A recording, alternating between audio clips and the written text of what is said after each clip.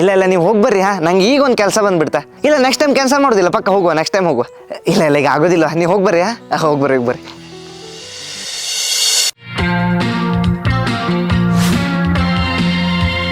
Sir ಇವನೇ ನೋಡ್ರಿ.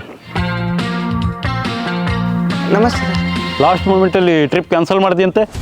Sir ಹೊಸ ಕಾನೂನಿನ ಪ್ರಕಾರ ಲಾಸ್ಟ್ ಮೂಮೆಂಟಲ್ಲಿ ಟ್ರಿಪ್ ಕ್ಯಾನ್ಸಲ್ ಮಾಡಿದರೆ 30 ದಿವಸ ಜೈಲು ಶಿಕ್ಷೆ. 30 ವರ್ಷ ಸರ್. ಅದೇ 30 ವರ್ಷ ಜೈಲು ಶಿಕ್ಷೆ, 60 ಲಕ್ಷ ದಂಡ. ಹಾಂ.